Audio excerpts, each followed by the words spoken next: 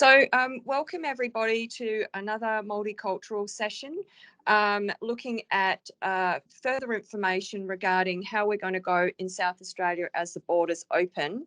I just going to ask Andrew to see if we can, no, it doesn't look, I thought my door was open. I'm having background noise at the moment.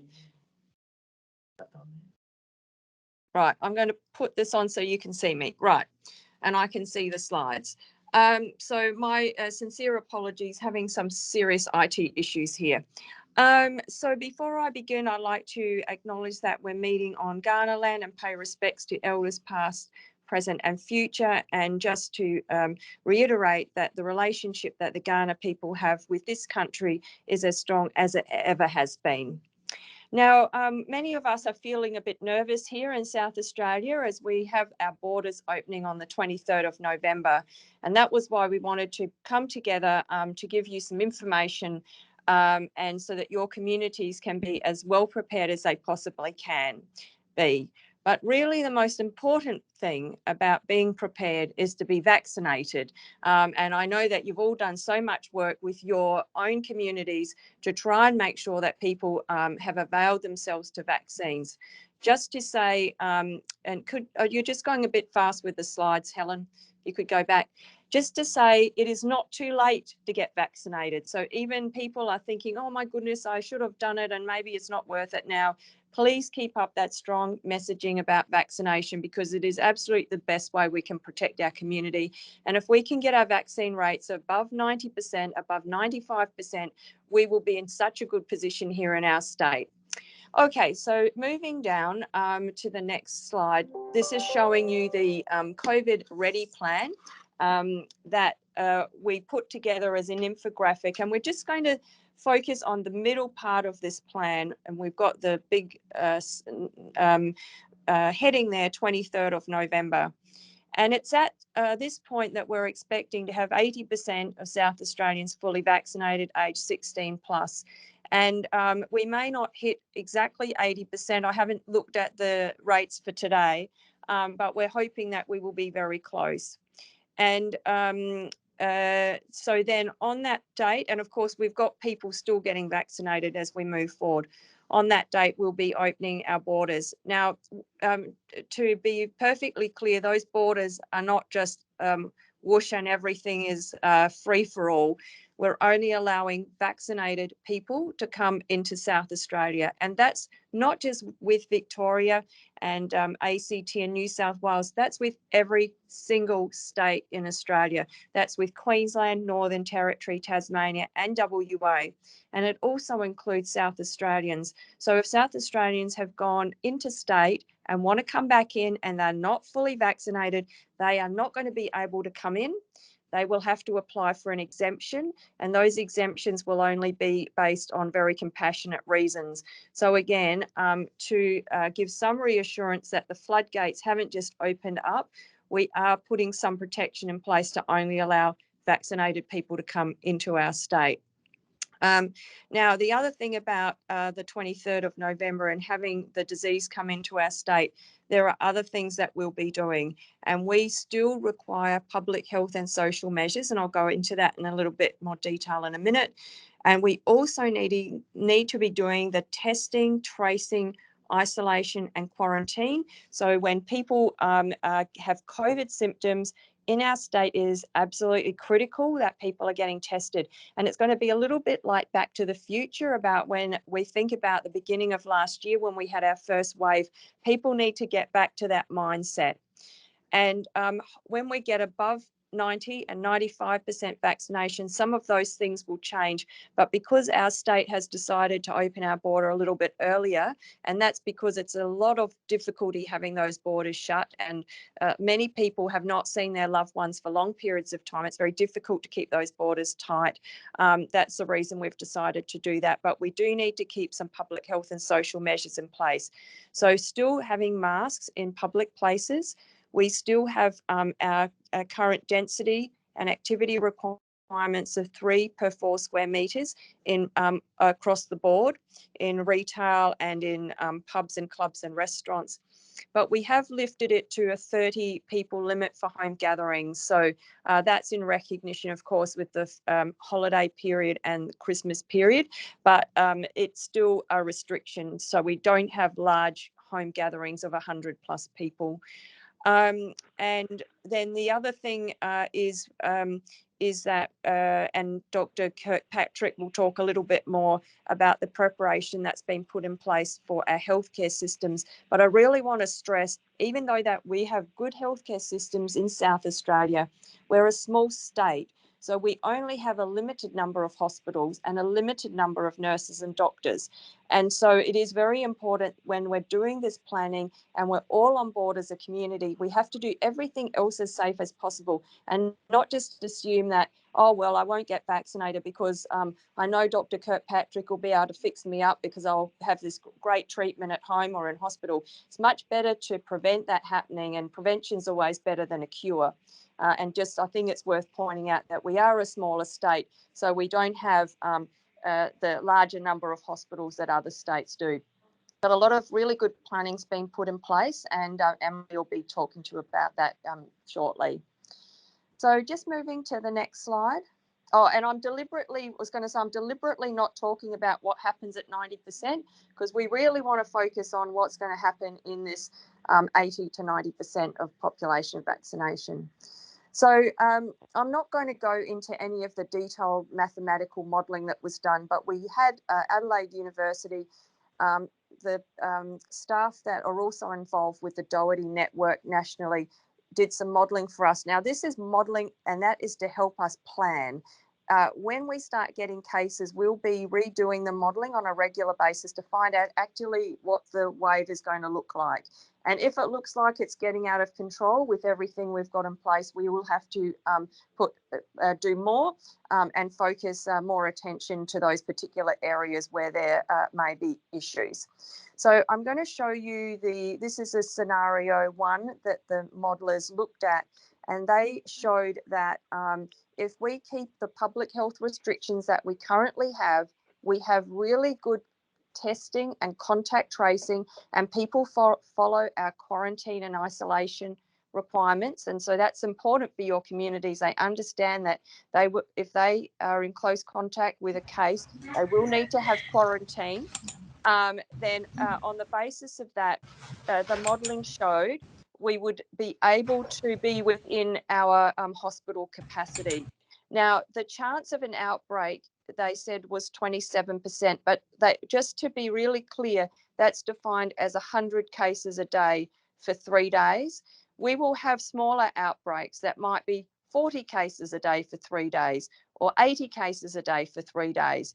But that's just the way that it was explained from a mathematical point of view. And unfortunately, when we do have the disease here, there are people that are not vaccinated.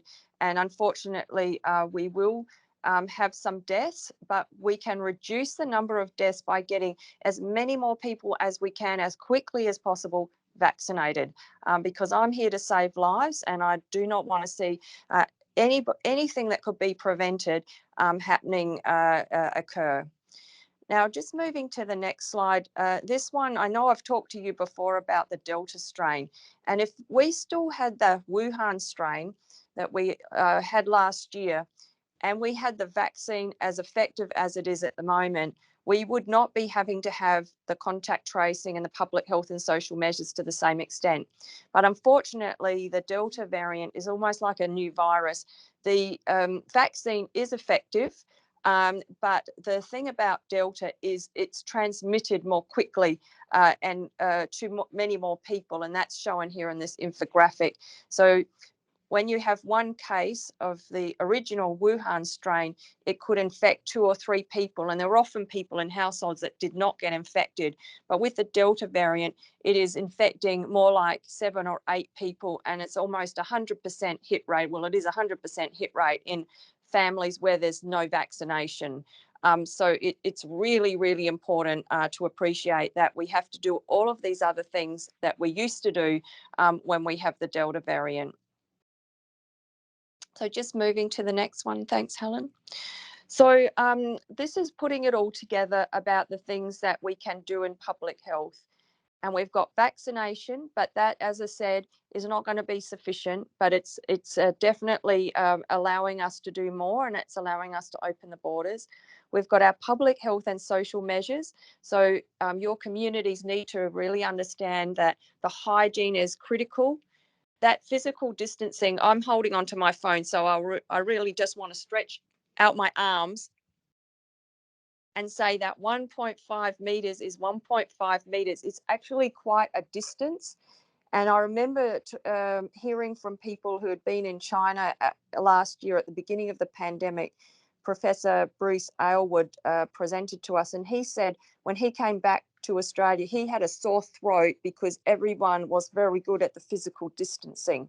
Now, a lot of that has dropped off for us here in South Australia because we have not had the pandemic like other states. We haven't had a lot of disease in our community, but it is going to be important for people to get back to that physical distancing, measure out 1.5 meters. I've been dressmaking on the weekend, so I've got a good idea of 1.5 meters because I've been measuring fabric.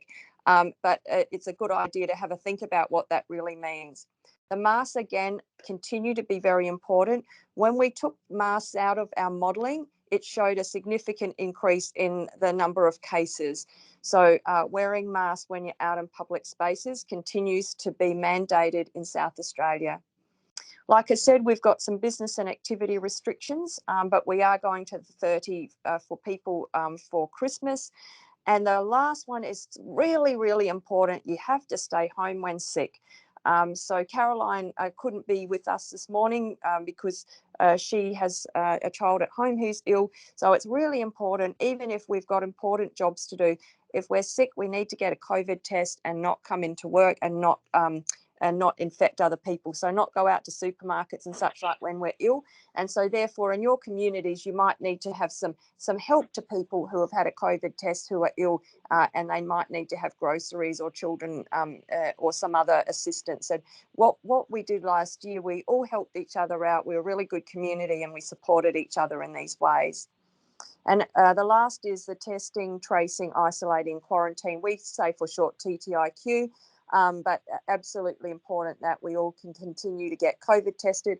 You don't have to pay for this in our state. Doesn't matter who you are, where you are, go and get your COVID test. You'll be tested, and we have a very quick turnaround time. We'll be requiring, as I said, the quarantine and isolation. And my team here in terms of contact tracing are game ready, waiting. They're waiting and watching for the first case. They will stomp on it like we've done before. And this is how we'll get through this period of 80 to 90%. That means that the QR codes and the check-ins are really critical as well. If we see a continual drop-off of that, it'll mean that we can't do the contact tracing as well, and those chains of transmission will continue to be rippling in our community. And I know that people will go, oh, look, I don't really want a QR code in because I don't really want to quarantine. But if we don't have everybody on board, and we can't fight the pandemic just with one person or just with Emily and me, we all have to be doing it together and supporting each other. So just moving to the next one. So we have looked at our testing, tracing, isolating and quarantine requirements to take into account now that people are vaccinated. And so this is important because we can now, when people are vaccinated, they can still catch COVID and they can still pass it on, but not to anywhere near the same extent. So the model that we will be using for our contact tracing takes into account the amount of time that you were exposed, how close you were to the case, whether you and the case were wearing a mask, and the sort of setting or location, because if you're outside, you're much less likely to catch COVID or pass it on. So if you think about all of these things and you're thinking about the festive period and the holiday period, it's probably worth thinking about telling your community about having things outside. We're very lucky in South Australia, we've got very nice weather. So Christmas parties, for example, or other events that might be being planned over the holiday period, much better to have those outside. So other community events, for example. So this will mean that there'll be fewer people will be required to quarantine, but even in Victoria at the moment, last week I had a update on Tuesday, there were 77,000 1,000 people in quarantine in Victoria. So we will not be going away from quarantine. There'll still be a significant number of people in our community in quarantine, which will mean that as within your communities, as you've done previously, supporting those people will be important. But people will be in for shorter periods of time because vaccinated people will only need to quarantine for 7 days. So that's the main difference. So just moving forward. And so this gives a little bit more information. And these infographics, I think, are on our website, Andrew.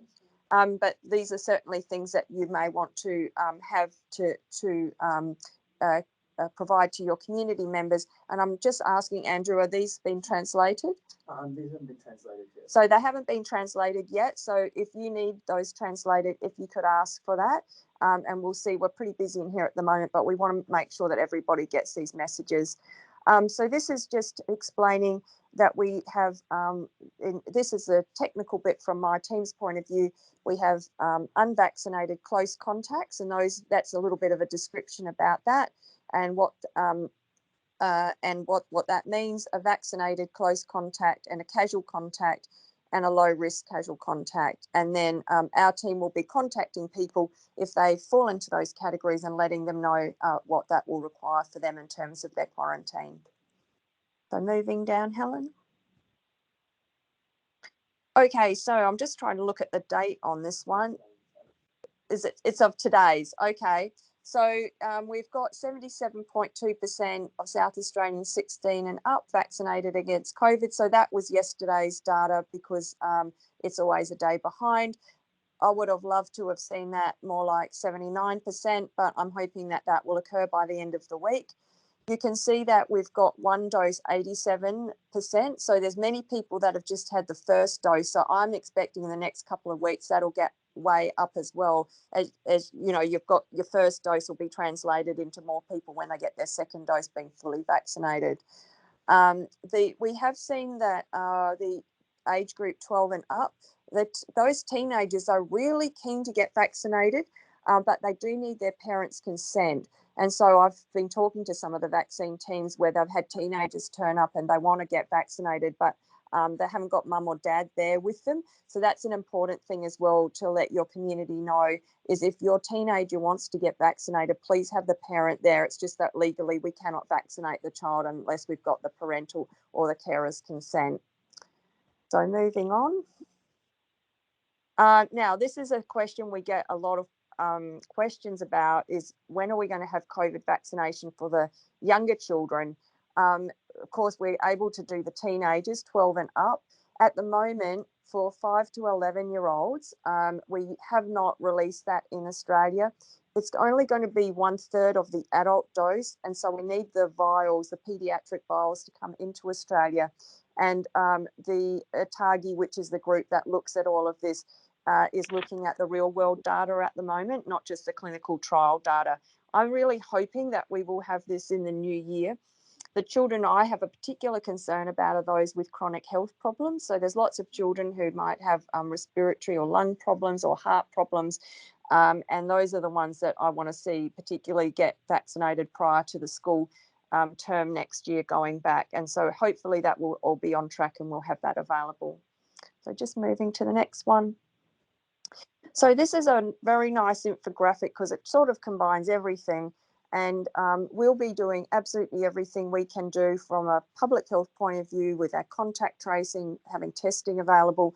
Dr. Kirkpatrick will be looking after people who unfortunately do catch COVID and the like, and our hospitals will be doing a great job when people get really sick and end up in our hospitals and in intensive care, unfortunately. But there's many things we can all do to be COVID safe, and those are listed here, and I think that's actually a very nice infographic, and we've really covered all of those things. So moving to the next one. So just a few more slides in case there's some questions about travelling into South Australia, and this will be for your communities as well who want to go interstate and come back and such like. So there's some... Oh, so Andrew tells me we're going to play a video, so you can stop listening to me and we will play the video. So we've got some new IT platforms which is, again, helping to protect South Australians rather than having the floodgates open so that we can bring the disease in a more gradual way. Okay.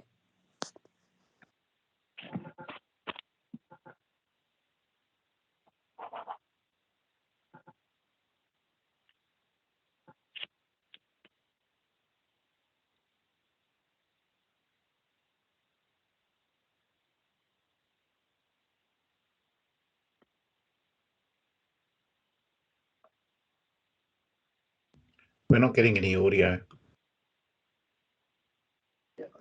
Yeah, same. I didn't get any audio, but I wasn't sure if it was my problem or not. Helen, there's no audio coming through.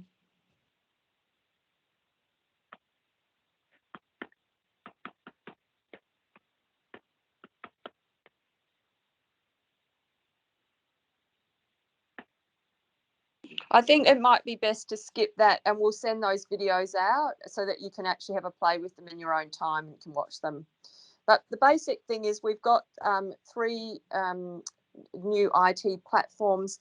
The first is when you come into South Australia, there used to be the police database where you'd have to do an entry application.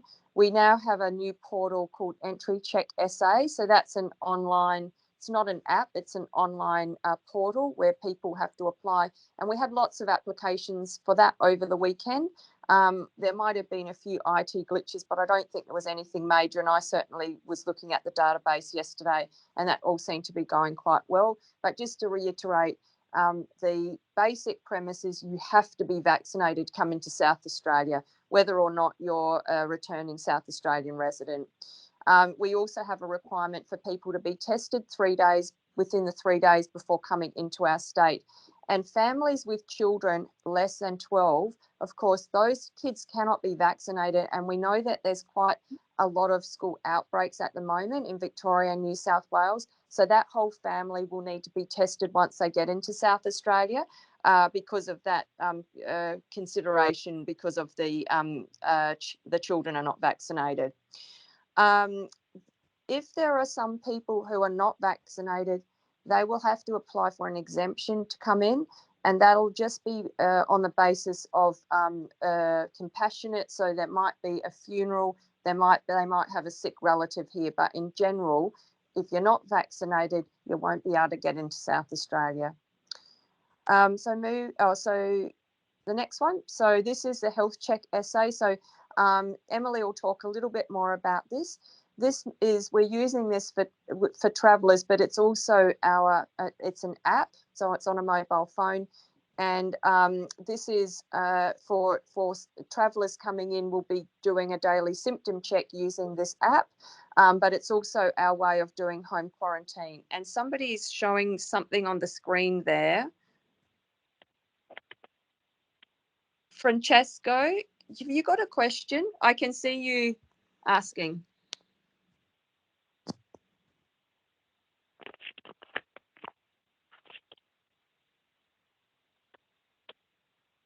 Sorry, I can't hear anything, so I will just keep going. Maybe could you put it in the chat on the Teams? Would be great.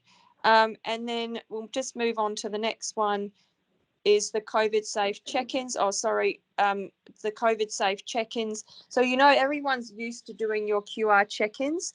What we'll be having is a way to have your vaccine status show up when you do your QR check-ins. So our Department of Premier and Cabinet have organised that. I think the announcement's happening today or tomorrow about that.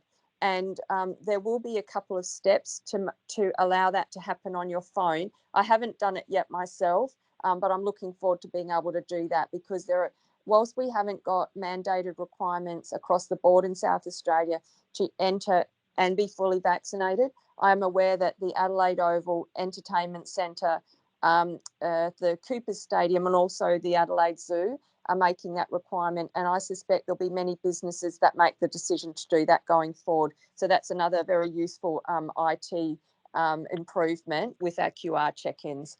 Okay, so moving on. Now, this is an important part, is the healthcare for people who have COVID-19. I'm hoping, as much as you are, that we have a limited number of people that catch COVID, and if they do, they stay well, but we still need to be caring for them and making sure that they have the best healthcare possible. So I'm now going to hand over to Emily Kirkpatrick. Thank you, Professor Spurrier. That was fantastic. I learned a lot, so hopefully everyone has found this really, really helpful.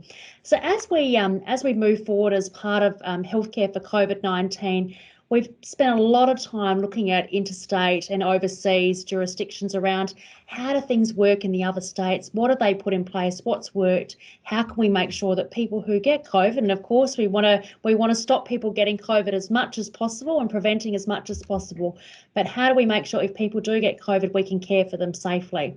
And so the team have done a lot of work around how do we look after people in the home, and we know that approximately 85% of people can safely stay in the home and have their COVID managed in the home. We know about 10% of people will be managed in one of our supervised or supported COVID care facilities. So you might be familiar with our Medi Hotel model where we've had international travellers coming in. We're going to be using some of those hotels for COVID positive management. And we've had the Tom's Court Hotel that so far has done a fantastic job of being able to support with 24/7 nursing care that we have on site. So we think about 10% of people will fit into that group. Then finally, we have the people who require an additional level of care. And we know particularly, we're seeing this in Melbourne and Sydney, the people who are requiring that care typically in the hospital are the ones who are unvaccinated, particularly in the ICU setting. So really important again to please encourage vaccination uptake as much as possible. But we expect around 5% of people will require that care within a hospital setting. And that might be just for some monitoring, additional monitoring and some IV, a drip with some fluids, but it might also be for respiratory care and then of course ICU if required for that higher level of care in our specialty hospitals. Now, the Royal Adelaide Hospital is our site that we have identified as the main site for COVID positive care, but then we also have the Women's and Children's as well for managing children, and then we have Flinders Medical Centre that will manage pregnant people from 16 weeks and above in their pregnancy, and they'll be managed through Flinders. So a lot of options for people here in the city, and then we're working closely with our regional areas and particularly with our regional LHNs to make sure that we can care for people in the regional rural communities and make sure that they can then get care in the city where required. So I'll go to the next slide, please, Helen. Excellent, thank you. So I've stepped through a little bit about the healthcare pathways already in terms of when you've got COVID and how we manage that in the home, in the hotel and then in the hospital. But what we're really hearing a lot of is what happens if I get symptoms? How do I manage this suspected COVID, or when I've got respiratory issues, how do I manage that in the community? So we've been doing a lot of work around making it as clear as possible to people, and hopefully you'll be able to help spread that message as well as to what happens when someone has a cough or a sore throat. We know the most important thing that can be done is getting that test first up, going and getting that COVID test, isolating, going home, staying away from others until you get that negative test result back. But we know that some GP clinics will not see people who have respiratory symptoms. Your doctor may say to you, you need to go get a COVID-19 test. So what to do in those circumstances? So we encourage people to use the drive-through sites. We have the Victoria Park testing site, which is the 24/7. We've also now got Ridgehaven that's open 24/7 from tomorrow, and then extended hours down to the south run through the Flinders site. We'll also be able to offer that additional testing capacity for people who have symptoms. Now, if you don't have a car or someone doesn't have a car, the next option people can go and get tested at is one of the GP respiratory clinics. Now, these are all available online on the SA Health website around where people can go and get tested. And these are the same sites that have been up and running for the last 15 months here in South Australia. We finally have respiratory ready GP clinics. Now, these are GP clinics that have a special space in the practice where they're happy to have you come in and you can have someone can have a listen to your chest, look in your ears, look in your throat, all of those things that often you need when you have respiratory symptoms. And that's also really helpful for children in particular. I know myself with young kids with the ear infections, it's really helpful to get the ears looked at, and no doubt there'll be many people in the community who will need that access to see a doctor when their child has cough, cold, sore ears, etc. So we have respiratory ready GP clinics, and that's been organised through the primary health networks who help manage and look after general practice here in the state, identifying GP clinics that are happy to see patients who have symptoms in those particular areas. So very, very pleasing that we can get that list up onto the website in the next few days. So we have the testing sites, as I said, the drive-through sites, and then we've also got the standalone testing facilities as well. We've got the one down at Port Adelaide, which is going and remaining. We've got one at the Royal Adelaide, the Lyell McEwen as well. We've got a number of GP sites that have testing clinics. Down the south, we have in the Ranella site. We've also got the site at Flinders, the REPAD as well. So a lot of different sites, then across all the regional rural areas as well. Now, finally, is our COVID response care team. Now, this team has been expanded based on our MediHotel team. So we've had a great group of administrative staff, nursing staff, GPs who have been working for us over the past 18 months at SA Health, managing COVID in the MediHotels and also in the community as well, when we've had individuals who have been close contacts at home. And so what this team is now doing is expanding out to support both people in quarantine, so people who have to stay at home, and also people who are COVID positive who have a suitable house. So that may be that they're in a house where there's no corridors, no lift spaces, so not high density living. So people who can safely remain in their home, being cared for by our COVID response care team. And this has been led through our Office of the Chief Nurse and Midwifery Officer, and this team is really based on the wellbeing and supporting people in the home environment. So as part of that home-based model, we have patient monitoring at home. So we have oximeters that sit on the finger that measure the heart rate and also measure someone's oxygen levels. And then we also have some other supportive care that we provide in the home through our hospital system and also through our community nursing models as well. So there's a lot of support that we can provide people in the home if required, so that people can stay there and not have to come into one of our hotels. We've got our COVID care centres. When I went and looked at the first one today down at the Royal Adelaide, and that's coming along really well, which is where people who require that additional level of care, we don't want them to come to an emergency department, but we want them to be assessed by a doctor to have access to fluids. It's really important that we can provide care safely for people, and so we have our COVID care centre at the Royal Adelaide as the first site, and then we've got a number of other sites that will come online really, really soon. But what I can't stress enough is that there is care available to support people, but we need to do what we can to prevent COVID in the first place in our community. We have the COVID Kids model, so that's been set up by the Women's and Children's to help offer virtual supports. And particularly, I've been really pleased to see there's been a lot of work happening around interpreter supports as well with the COVID Kids model. And this is a statewide model. So if there's children down in Mount Gambier, up in Port Augusta, over in Ceduna, we know that we can care for them with virtual programs for COVID Kids. And there's been some really good virtual programs running in our health system over the last few years. So it's making sure that we can use existing services to help people. And we're working closely with our mental health colleagues and in the rural remote areas, making sure we can get care out to people in those areas. As I mentioned, we have our hospital and the hotel, which is our MediHotel, the Tom's Court facility, particularly when people have complex care needs and can't stay in their house safely. We know the hotel is a really important place to get that extra level of support. Having someone bring food to you, looking after your care needs, coming and checking on you, we know makes a really big difference to helping people manage their COVID journey. And then finally, we have the hospital care. So our emergency departments, where someone needs to be admitted into the hospital to receive extra monitoring, and then our intensive care unit. And the best thing you can do to reduce your risk of needing hospital care is by getting vaccinated. But unfortunately, we do know that people can get unwell, really unwell with COVID-19. So we have to make sure our healthcare system can support you and support people in our community to receive that high level of care.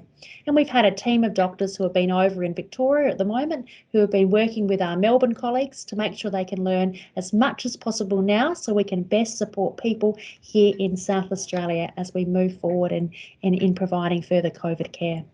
Thanks, Helen. We've ensured we've got some additional hospital capacity, and we've announced different beds that have come online. But really, this is making sure that if required, we can have extra space in our main hospitals to support people, and also making sure that we can send people home and get people back into their home as soon as possible who are non-COVID. So say you're coming in with an infection in your kidneys, it's trying to make sure you can get that care safely in your home rather than being in a hospital. So it's all about trying to manage the flow of people coming in, and so that care is delivered at the right place in the right time, reducing the need for hospital admissions, which actually will probably help our health system overall as we move forward. We're using virtual care services where possible. We talked around telehealth and the COVID kids model with virtual consultation. And finally, we've got partnerships in place with private hospitals for managing the non-COVID patients. So that's around elective surgery and things like that. So we're reducing demand on our big hospitals like the Royal Adelaide. Thanks, Helen. There's lots of different pathways as well that we're working through, and I think this is an area that people say, well, how does this apply to me? How does this system in the home or the hotel or the hospital, how does it apply to me? So we're spending a lot of time at the moment going back through all our vulnerable population cohort groups where we know that we need extra support and assistance. So we're working closely with Department of Human Services, Department of Child Protection to make sure that we have different plans in place for specific groups, because we know that one plan can't apply to everyone. We have to tailor them based on people's individual needs. And particularly when we look through around our culturally and linguistically diverse communities, we have to make sure we've got the supports in place. And it's great that we've had a great relationship with Robert Breyer, who's been supporting us throughout this pandemic as our liaison in multicultural services, but also working closely with Department Premier for Cabinet and making sure that we have the links into all the different services so we can support as much as possible in the communities. We're also working with the aged care sector and making sure we've got clear plans in place for if someone tests positive in an aged care setting, or if a worker or a visitor comes into that aged care setting as well. So working closely through our Office for Ageing Well here in SA Health. We have specialty-based care streams. So I talked about pregnant women being managed down at the Southern Adelaide Local Health Network at Flinders if they're more than 16 weeks pregnant. And they've got some great pathways in place so that women can still, or pregnant people can still receive the care during their pregnancy. And they're putting some great antenatal programs in place, particularly for complex care needs. So very pleasing to see all the work that's been going in and in the mental health space as well. Thanks, Helen. So I'll hand back now to Professor Spurrier so we can continue on, but hopefully that's provided some background.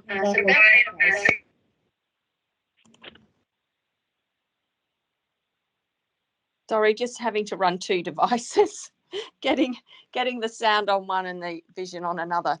Helen, I'm not sure how you want to run this question and answer session. Are you going to chair? I certainly can, Nicola. Yeah, I'll just stop sharing my screen and then we'll get people to pop their hands up.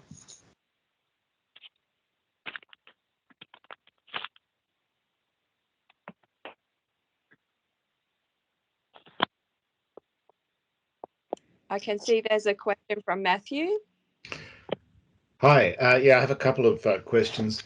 There's quite a lot of confusion in the community that I spoke with over the weekend about the rules, particularly for interstate families coming in with children under 12.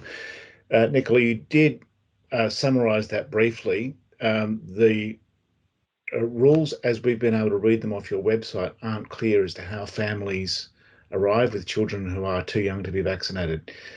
First of all, could you reiterate what you said, and secondly, can I point out that needs to be on your website and spelled out clearly? Okay, so I'm going to look at Andrew, who does the website. So you got that one, Andrew. So any family coming across with young children who are too young to be vaccinated need to have a test when they come into South Australia. Now, we've in Victoria and New South Wales, generally, and in South Australia as well, for that matter, when you get a test, you're told to isolate until you've got the test result. But what we've done in this instance is actually to encourage people to get tested, is that as soon as, when the family comes across, we want them to isolate until they get the test done. and then they don't have to, as soon as they've got the test done, then they're good to go. Because we've got a good test turnaround time, and we want to encourage people to actually get the test. Don't wait 3 days to get the test. Get on and get it as soon as you get in here.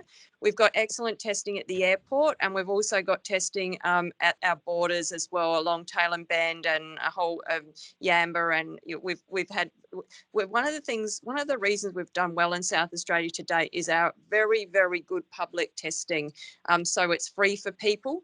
But we are requiring people, as I indicated before, to have a test 3 days before coming to South Australia. So that will double up testing, I appreciate, for those families. But that's, again, it's trying for us to have that floodgate open a little bit more slowly, and try and pick up those cases as they come in here, as we get our vaccination rates going higher. Is that clear enough? Yes, thanks. As I said, this hasn't been spelled on the website. On the website, you've simply got that the vaccination rules only apply to people over 12. You've been silent on the requirements for families, and of course, at Christmas time, this is causing some significant angst. Yeah, no, it's a very good point. Actually, when you go into the border portal, the entry check, you will find that information within the entry check, but I agree it needs to be there. And the other thing, just because I happen to have found out about this over the weekend, Victoria and to a lesser extent New South Wales have changed their criteria for quarantining of close contacts, and it's now not consistent with what we would do here. So we are just working out how we're going to be able to provide that information on our website as well. So just alerting you to that as well, Matthew. But a good point, it's much better to have it right up front. The thing with the 12 and up, all of the kids who are older than 12, again, the vaccination requirement applies to them. All states have been able to provide vaccine for that age group for quite a long period of time, and we feel that everybody should have been able to avail themselves of that opportunity. And I just, as I was talking, got some photos sent to me of our schoolies that happened over the weekend, and our schoolies, our vax van went down on Friday and provided information to young people, and it looked like a lot of young people did in fact get vaccinated or get vaccinated. And I'm really stoked that as a paediatrician, I really like working with young people in that teenage age group. They're very smart, very sensible, very switched on, and they do want to get themselves protected. Thanks. Thank you, Matthew.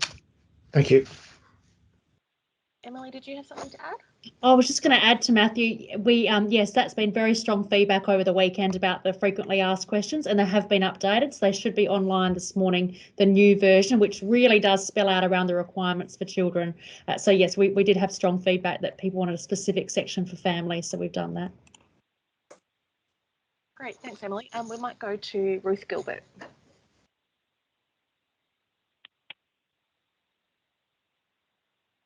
Just on mute, Ruth. I've just got a question about the requirements for double vaccination. Is SA Health going to put down some rules about how you have to be fully vaccinated to enter, say, for example, a place of worship? Or are they going to leave it up to individual organisations to make those decisions? Because in my community, if it was ruled by SA Health, we wouldn't have so much conflict as we might if we decided to make the rule ourselves. So that's a really good question, Ruth. And there's a lot of tension around mandating vaccinations, as you probably saw over the weekend with those anti-vax campaigns and the riots and protests and such like, or not really riots, but the protests. And once you have a government mandate widespread vaccination requirements, it actually drums up more anti-vax sentiment and can actually do the opposite of what you're trying to achieve. So South Australia is trying to be on a bit of a middle line course. In a public health sense, persuasion is always better than coercion, because it's very empowering for people to have made their own individual decision to protect themselves, but also to protect members in their community. So there is that tension, and there's not an easy answer. So at this point in time, I've provided public health advice to the police commissioner when there is a particular public health benefit, when you've got aged care or health care, and there's a couple of other areas that I've provided advice on. we've looked at when we did the mathematical modelling about vaccine passports and going further, allowing, say, pubs and clubs to, and what they're wanting to do is to have people to stand and drink and dancing to occur. But if we put that in now, when we've got a population 80 to 90% vaccinated, we know that there would not be full compliance with the vaccine passport, because we can't have a policeman on every door, right? And that actually would have shown a worse outcome across the state. So that's why it's a little bit complicated to go through it in detail, and I can see it from your perspective. But there have been I've got some people, some retail that I go to on a regular basis, and they've brought in a vaccine mandate for their own staff, or a policy as it were, and also for patrons that are going there. And I know that the zoo, and as I said, the Adelaide Oval, and there'll be more people, I think, that get on board with that. And that's actually in a sense stronger, because it's the community, it's everybody in the community, it's all organisations in the community deciding that that's what they want to do to protect the people that they know and love who are within their community. But I know that it seems easier to get the government to do it, but there is that tension, and you can end up with a negative effect. Okay, can I just ask then, would you, if I were to say, Nicola Spurrier strongly recommends that if you are not fully vaccinated, you do not attend services in our place of worship, that would be true? Yeah, so what we had been a bit mindful of this and trying to make some statements from me about what would be useful or not, and I'll take that on board. I've just been quite busy with so many other things. Yeah, Ruth, sure. But I mean, if I were to report we have been thinking about that in terms of different sectors, because I would think you've got particularly vulnerable people in your congregation, for example, that you're wanting to protect. Yeah. Okay. Thank you, Ruth. Thank you. Okay, why don't we go to Behaviours? Hello, everyone. Thank you. I did ask the questions and by email, but I would like really to see a clear, concise summary of the current restrictions for public community events, because there is lots of things for people at home or like residential events, but I have been scouring the SA Health website to find out about our event that we are holding on December, and there is nothing really directly helping me there. And it would be great if this is available, well labeled on SA Health on Facebook, to share it to our community groups and to help us explain what's going on. Yep, thank you very much, Farouz. I won't go into all the details, but we basically have, in terms of a density, it's 3 per 4 square metres still. And then if we, in terms of a cap, we have what's called a private activity cap, which is 150 people. And if that's separated from, and it's not in a private home, it is in a public space. And if people want to stand up and consume alcohol or have dancing, there's a cap of 150 people. But what I'll do is, because it sounds like you want that information needs to be more readily available. Sorry about the sneeze. Sorry. Must be hay fever, not COVID, with our spring weather. Excuse me. So we'll have a look at getting that up in some simple language, because I know it has been a little bit tricky, and that public activity direction has changed a little bit over time. That we were tidying it up a bit as well, because when we have 150 people, I noticed when I went out recently to a particular sport club, they had 150 people for a 21st birthday, but they basically just had a little rope around them, and that didn't separate them from the rest of the diners. So I know SAPOL was tidying up the direction to make sure that it was a completely separate enclosed space away from other people. But thank you very much for that. Yeah. Yeah, you mentioned dancing. So we do, like, line dancing is very important to the Arabic traditions. Is this possible to do? So if there's 150 people, I think there's a number of people that are able to dance at any one time. But again, I need to refresh my knowledge of that information. And I think it would be good to be able to put those up as a more, at the moment, you have to go to the direction and try and read through the direction. That's what I would normally do. But I think if we put something more comprehensive up, so it's really good, that's great. Yeah. Thank you. Okay, we've got a question from the chat here. Can you please explain the healthcare plan for regional areas? That's for you, Emily. Thank you. So I think it's an important area to talk around is that we do have a statewide system, and the reason for that is so that we can always make sure that if people need to be in a metropolitan area because of their declining health needs or because they need additional support, that we are linked in with the regional space. So we have a governance group that sits in our regions that has our regional LHNs, our local health networks, part of that reports then into SA Health in the department here. And the reason for that is we have to make sure that whatever plans we have in place fit the local area and the context and the different supports that already exist. So we know that a number of the regional, rural and local health networks already have really extensive hospital and the home programs or existing programs with their local GPs to provide support out into the community. So we have a regional response plan that's just being updated at the moment. So we've had a plan in place over the past 18 months. It's been refreshed. It's been refreshed again so that we can make sure that it fits in with our whole statewide plan. So this COVID response care team works across the state. We have GPs and nurses that work in that team who are located out in different areas, and we have case coordinators who sit out in the regions as part of those local health networks so that people can get the care they need in their community and don't need to come into metropolitan Adelaide to receive care. So that document should be out in the next week online, and we'll continue to work very closely with all of the local health networks. So we're very prepared.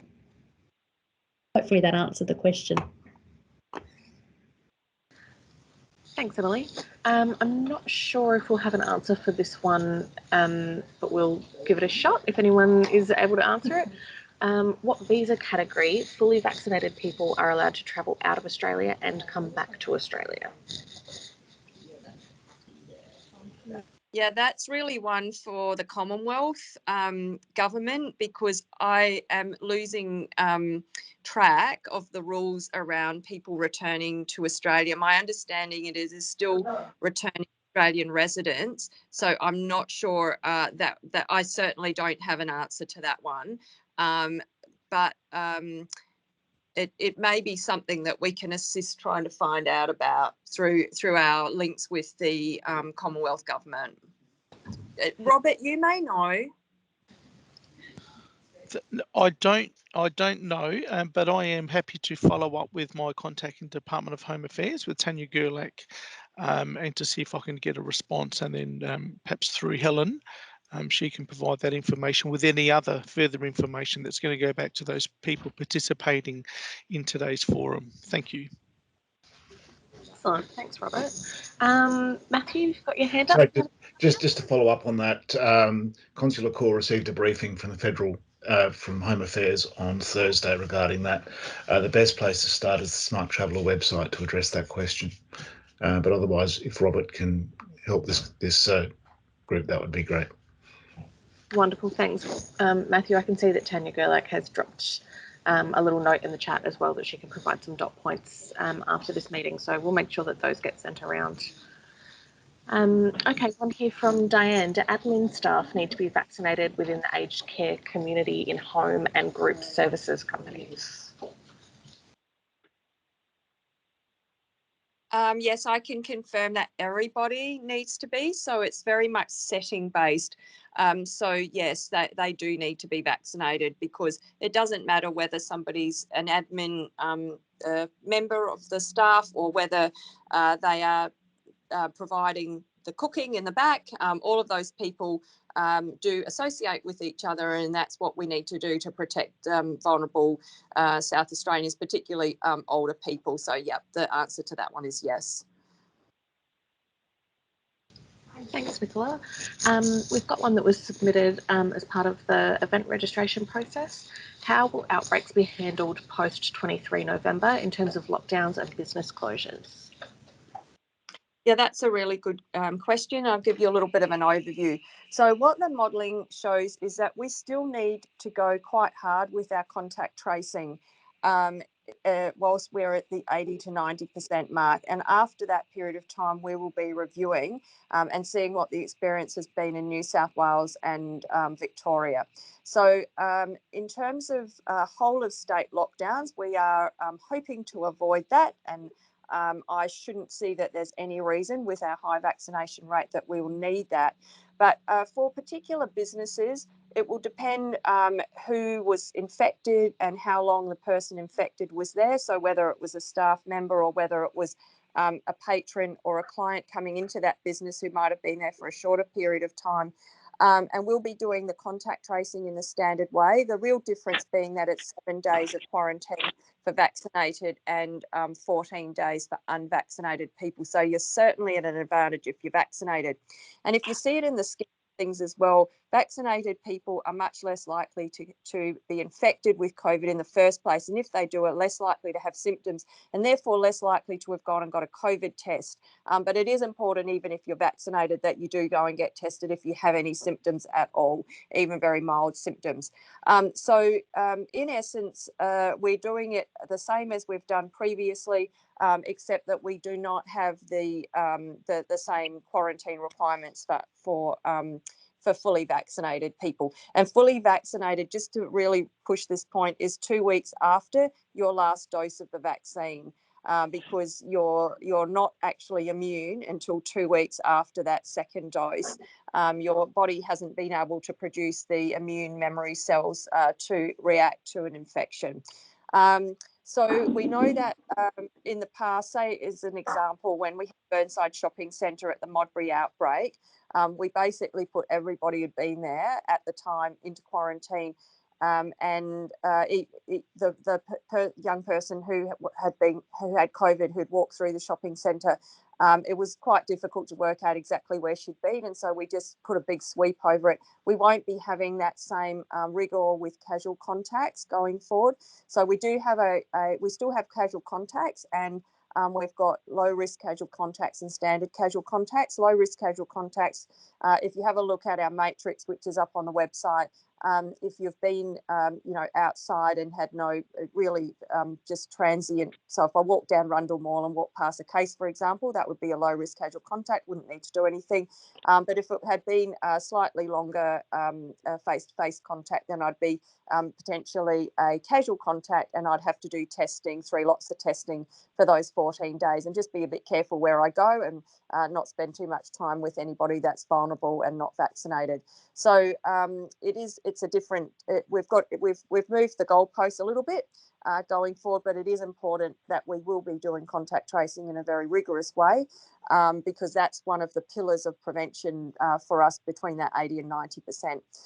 We know that sometimes businesses also, with the last times we've had our little clusters, found it difficult to know when they could reopen. So that's one of the reasons we've given very sort of comprehensive information about our contact tracing to all of the different sectors. And I've got the mining and energy and mining sector one today that I need to be releasing. Well, I've just got to double check it before that one goes out. But we're trying to give detailed information to all of those different sectors. And one of the things, and so it's not that the business has to do its own contact tracing, it's just that they know what the goalposts are looking like, and know what to expect. And that means that they can put some prevention in place, some business continuity in place beforehand as well. And one of the things that businesses have been got a bit stuck on is whether they have to have a deep clean, or what's been called a deep clean. And there's companies that will come and do a kind of really forensic clean. There's actually no need for that. So we've also stipulated that in those guidelines. So businesses, if they find out about a case in the evening, they may be able to do the clean overnight and then be able to reopen in the morning. So we're trying to, again, reduce the amount of time that a business is shut down for. But we still have to, there will still be businesses that have to shut down, unfortunately, but it's not like the whole state. Just the other thing I might mention because I think it's useful, is people will have picked up that not all our LGAs have such high vaccination rates as others. So unfortunately, it's areas where there's other forms of disadvantage, particularly Playford is one I'm quite concerned about, and also Port Adelaide, Enfield. And we know that the vaccination rates are not as high there, although the older people in those areas, the vaccination rates aren't too bad. But if we have a local area like that where there's we're starting to get a significant outbreak, we will have a different, we will be putting different plans in place, and that will include what's called reactive vaccination. So we'll be getting in there with our vax vans and really trying to vaccinate as many people as we possibly can quickly to try and stop that outbreak. And it is difficult to have a move like, you can't just cordon off a whole lot of LGAs or council areas and say you can't move in or out of that space. But it may be that we look at other public health restrictions in that particular area if we're having particular problems. So we'll use all of our public health tools to get on top of any local outbreak. Thanks, Nicola. We've got a couple of questions here about masks. So the first one is, do we still need to wear masks in the workplace? Mine is an office area with no contact to manufacturing, and we are still wearing masks when we're moving around in the workplace. And the second one, which you might like to tackle at the same time, is when will masks no longer be required? Yep. So for this 80 to 90%, we're actually going to be having disease here. And if you have a look at our contact tracing matrices, you'll see that if you and the case are wearing a mask, you're more likely to end up a casual contact and not have to quarantine than if nobody's wearing a mask. So we are strongly recommending, well, as I said previously, we've got mask mandates in public spaces, and along with having everybody in your workspace vaccinated, wearing masks will give you that additional protection. So that's whilst we haven't, because we've been so good at stomping this disease out when we've had our Parafield and Theberton and Modbury clusters hasn't lasted long. We haven't had any community transmission that's taken off. We haven't really, well, we actually haven't had the pandemic here. I know it seems like we've had the pandemic because we've had lots of rules and restrictions, but those rules and restrictions have stopped us having outbreaks. So all of those times we've had the truck drivers come in who are infected, that none of it ever took off. And it's because people have been wearing masks and taking all of those preventive actions. So if any time we should be doing this, it should be now to continue those really safe behaviours. So then moving on to 90% and above, there will still probably be a requirement for masks in some places, and some of those have already been highlighted in New South Wales and Victoria. And what they've got still when they get to 90% and above is masks in hospitals, in aged care, disability care. But the other one I would be looking at is for South Australia is public transport, because again, that's an essential requirement for people who don't have cars. They have to be able to catch public transport or taxis or Ubers because they don't have their own car. And you do sit in a small, closely confined space for a relatively long period of time. So I'm just flagging that those are things that are thoughts in my mind going forward from 90%. And also maybe the other thing is maybe just take a look at what's going on around the world in other countries. We know that the vaccine is highly effective, but what we don't know is how long its effectiveness lasts for. And we haven't talked about booster vaccines today. I've gone and had my booster because my second dose was given on the 15th of March. So I knew that I needed to have that third dose. We are seeing increasing waves in some countries overseas, even with high vaccination rates. So it's really difficult to predict the future with this pandemic. This is a very sneaky virus. We are lucky to have the vaccines that we've got. There will be second and third generation vaccinations. I know in the pipelines, I know there's been lots of scientists working on this. So just to flag that we don't know what the immunity is going to be like going forward. But if we can focus at this point on this 80 to 90%, these 4 to 5 weeks going to be really critical for us here as a state. And so everything that we do as individuals in our community will add actually to saving lives. And I think we can put it in that perspective. And I know it's a pain in the neck wearing a mask, and it's uncomfortable, and people get hot with it and such like.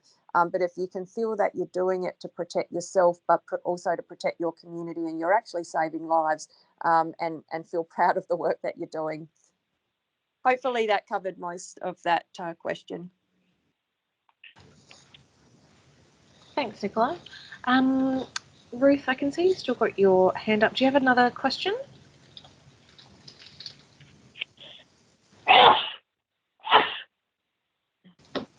No. Okay. Well, I saw in the chat someone was asking. There was something about when would you have a booster? Yeah. Yep. So the Commonwealth have recommended, this is a TAGI, our expert medical group on the use of vaccines. So they're recommending everybody has a booster from 6 months after your initial dose. I don't think that's for the 12 to 15-year-olds. It's certainly for the adults. I will check on the 12 to 16-year-olds, I should say. But certainly for adults, if you've had more than 6 months from your last dose, then have your booster. And you have Pfizer. AZ hasn't been registered for boosters. But if you've had 2 doses of AZ, then your booster will be a Pfizer. However, if you have a particular health problem and such as you have problems with your immune system, such as you've had a transplant, a kidney transplant, or the like, then it's a shorter period of time. And I think it's about 2 months. Is that right, Emily? It's 2 months from your last dose. Because those people, we know that their ability to mount an immune response to the vaccine is not as good, and so we want to get them having their booster earlier. Great, thanks, Nicola. That's everything from email and chat. So people can pop their hands up if they like.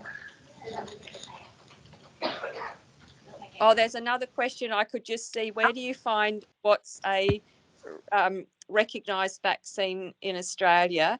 I would be thinking that will be on the Commonwealth website somewhere, and I haven't had a chance to go and look for it. Is that something you know about, Robert, as well? No, I don't have any information on that either, but certainly happy to follow up as well on that one. Yeah, Emily, I think it probably looked like you've got an answer there.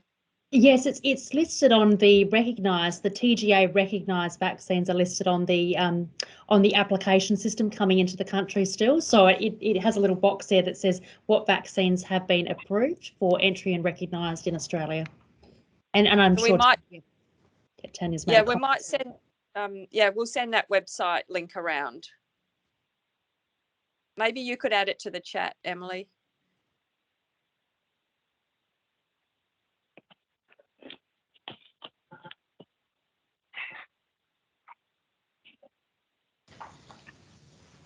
Okay, last call for questions, everyone.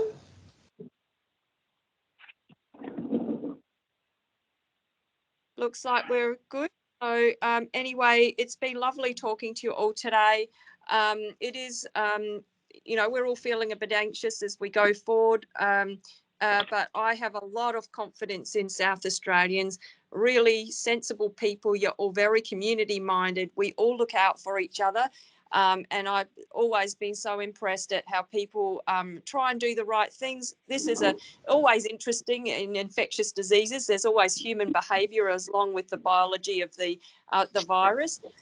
But I think, as a community, I think we'll do very well with this. And I am looking forward to seeing my daughter, who will be home at Christmas. She's been in Canberra in lockdown. I know that many of you will have family as well that you're looking forward to seeing. And let's celebrate, even though we've got this pandemic coming, let's celebrate the fact that we can get together with our families and friends as we go forward now with the vaccine.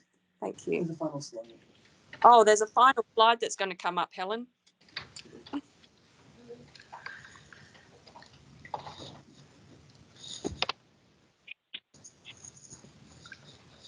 There we go. And Helen's put some of that on here for what you can do with your community. And Robert is a fantastic liaison officer here in our State Control Centre, and I'm sure he will not mind at all getting emails from you and will be able to assist with any questions.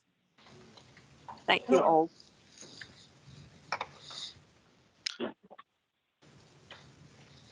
Okay, with that, I might just close off if I may. Thank you, Professor Spurrier and Dr. Kirkpatrick, and thank you for everyone getting involved again. These are really important forums, and it's great to see so many leaders from our cultural and linguistically diverse communities coming online to participate. My contact details are there, and as Professor Spurrier said, I'm more than happy to speak to any called leader to talk about any issue affecting their community. I've had the good fortune and privilege of engaging with many of you over the last almost 16 months that I've been working in the State Control Centre, and I look forward to chatting with those who I haven't done so in the future. Just a reminder, for those leaders who perhaps are detecting a bit of vaccine hesitancy in their communities, there is a training package on vaccine hesitancy, and I believe the link has been sent out fairly recently, so it might be worthwhile just having a look at that that program, just to help you give some guidance when the next time you're having a conversation with the members of your community who are perhaps a little bit hesitant about taking the vaccine. You should also be receiving on a regular basis the wonderful messaging that's coming out from SA Health in regards to the vaccine and all things related to COVID. And my colleagues in Multicultural Affairs have been doing a great job in sending out those messages on behalf of SA Health to community leaders, and then the community leaders themselves have been doing a wonderful job making sure that those messages are then shared with members of their community, sometimes in English, and for those who have difficulty understanding English in both the written and spoken word in your own native tongue, so that that information is both easily accessible and understood. So thank you again to all the called communities. I look forward to hearing from you and continuing to work with you and with SA Health and my colleagues in Multicultural Affairs. And again, my contact details are there. Please don't hesitate to contact me if you have any questions.